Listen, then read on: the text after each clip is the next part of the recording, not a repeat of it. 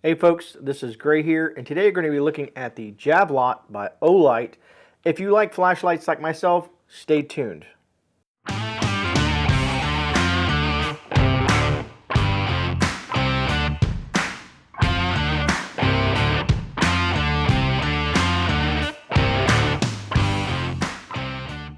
Alright, so in this video we're going to break it down into a couple of different sections. First we're going to go take this on the back bench. We'll look at the specifications, get a close-up look at the light itself. This light is specifically, you know how some lights are basically, they're more of a flood kind of light. This is kind of more of a throw for distance and whatnot.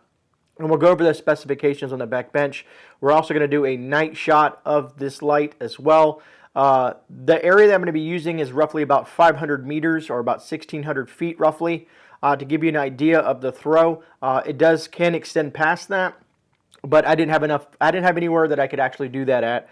So we'll check out the night shots and see how they look, and we'll get your opinion on the Javelot by Olight. That being said, they are having a sale. All the links and the information will be down in the description, as well as my discount code. Alright, so let's get straight to it. Let's get to the back bench and take a look at the specifications and a close-up look at the Javelot by Olight. Alright, so let's kind of take an up-close and personal look at the Javelot. I mean, I love the finish on that. Very nice color. It's like an OD green. I think they also have it in black. Just to kind of give you guys an overview of the light itself, the bezel right there. Very sharp looking light. Tail cap. That knurling right there, it feels good in the hand.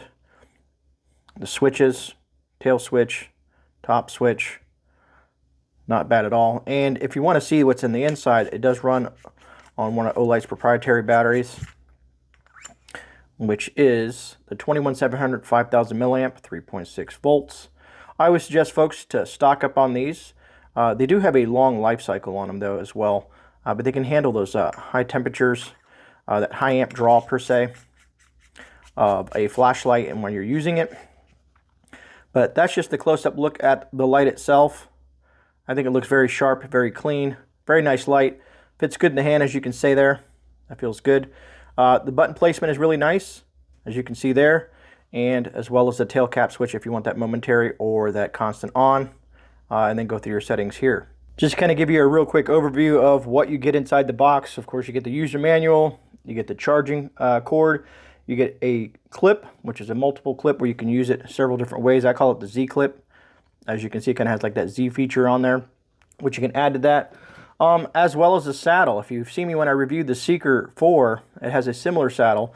It's not exactly the same, but it is a saddle for the light, which the light will sit inside of. You can kind of arrange it this way I'd like to see it, sitting in that saddle, and you can always still charge it via that with the saddle on there. So if you have it in the saddle and you want to charge it while it's in the saddle, you can still charge it that way as well. So I think that's smart of them when they did that, when they designed this clip for your belt. Very nifty, or you can attach it to a pack or whatever you feel is going to work best for you. And again, most of the Olights can run through the charging cord here, or you can remove the battery if you have an external charger. If you like, you can just add this clip to the light itself. It'll slap right on there, and you can use it as a belt clip and use it in that form factor as well. As you can see, it fits snugly on there. It's going to be nice and tight. So whatever way that you want to attach this, they give you multiple options. Also, for you folks out there, you can buy an accessory for this that has a tail cap switch on there with a pressure switch. I don't have one on me at the time, but if you can use this for let's say if you're going to use it and attach it to your rifle or whatnot, you can attach the tail switch to it that has a pressure switch that you can add to it by using that pressure switch and use this light on your firearm or whatnot. For some of you folks that want actual specifics in regards to the length of the light there, as you can see all the way down to the tail cap, you're looking at what, a little over, let's bring that close up, a hair under 5.5 inches right there. Bezel is looking about 1.5 inches or so. To give you an idea of the light itself and the size. For you folks that want it in millimeters, this is a 40 millimeter bezel as well, and the size or the length of this is about 138 millimeters. The light does have an IPX8 rating on there as well. So if you're using it out in the inclement weather, you're not going to have nothing to worry about These things can be dropped from about 1.5 meters, or about, if you want to convert that into feet, so about 5 feet-ish or something like that. If you're prone to, like, dropping your flashlight or whatnot, it can take a beating as well. The Javelot has 2 different ways of turning it on and off. You have the main switch here, and then of course you have the tail cap switch here. You can use it for like a momentary if you want to turn that on just like that, or you can actually depress it and have it come on. And then of course you have this here, which is going to be your main function switch, and you can hold that down to go through its settings. There's like, from low, medium, high, and then you double tap for turbo, and then you can triple click for a strobe. All right, so a lot of you folks are going to ask, what is the max output on this thing? This is 1,350 lumens. On a low setting, you can run this for a max runtime of 72 days. And the max throw of the light itself, again, this light is basically more as a thrower than a floodlight. You're going to get about 730 meters. Now, this comes in 2 different colors. I prefer this kind of like OD green look. It's what I prefer. I like that. They do have it in a matte black as well. I think it's very nice. Like I said, you have this non-slip knurling right here. You got the side switch. You got the tactical tail switch. You got the 2-way pocket clip. I mean, there's just so many different things I could say about this light. And here's the thing that I think is absolutely phenomenal. Let's say you spend your hard-earned money on a light like this because you find that this light is a very nice, clean looking light, and it's going to work good for you in your preps. They do have a lifetime warranty. Now, let me reiterate that lifetime warranty in certain countries. That includes Australia, China, France, Germany, and the good old US of A. In other countries, they do have a 5-year limited warranty, but I would check with Olight in regards to that. But for the folks that are watching out of either Australia, China, France, Germany, and the USA, you have a lifetime warranty on this light. And I know there's going to be a question asked many times, as folks like to ask these questions, is how much does this cost? Well, MSRP, you're looking at about $104.99 or $105. Currently on the sale that they're having through the 14th at midnight, through the 14th on midnight, it is at $79.99. If you happen to miss the sale, I do have a discount code. If you like this light, you can get a certain percentage off there. I forget what percentage it is, but those are for the folks that are curious about that, just to throw that information in there for the folks that want to know. Outside of that, folks, let's get to some of the fun stuff. Let's go ahead and do the night shots. Folks really seem to enjoy looking at the light and how it performs in the night.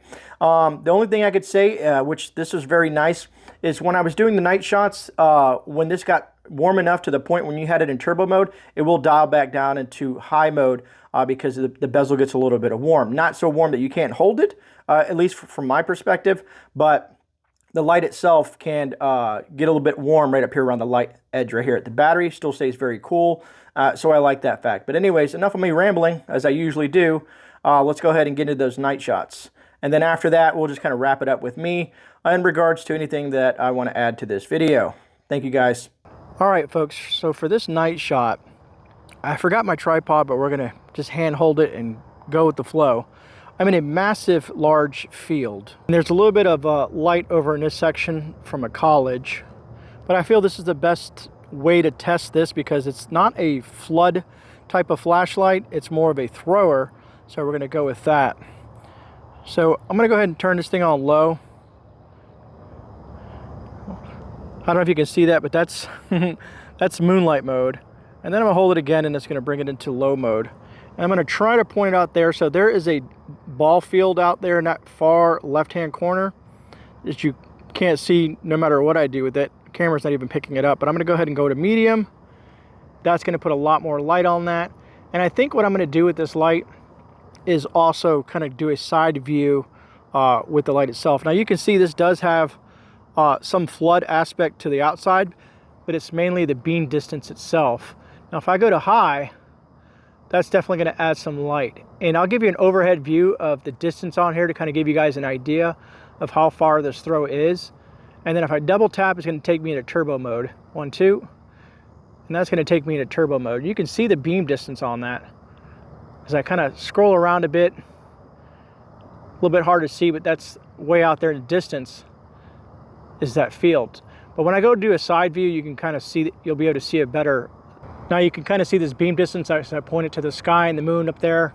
A lot of you guys can get that up there, but that's pretty neat.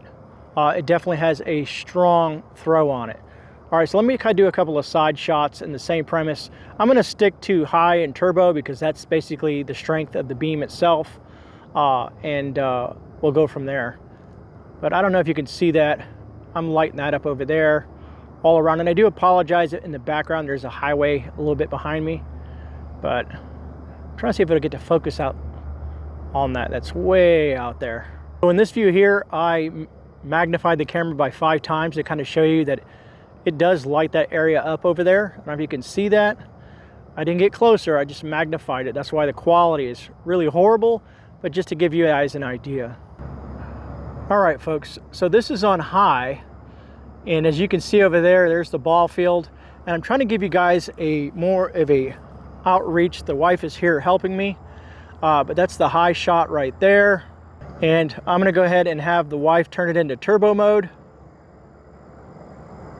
You can see how much more light that is. I'm going to try to back up so you can see where she's at. And she's going to go ahead and pan that around a little bit so you can see that beam distance there. I mean, that is pretty awesome for such a small, compact light to throw on that. If you're trying to light someone up from a distance, that's pretty intense. I'm going to try to zoom up a little bit on this here. It's pretty intense.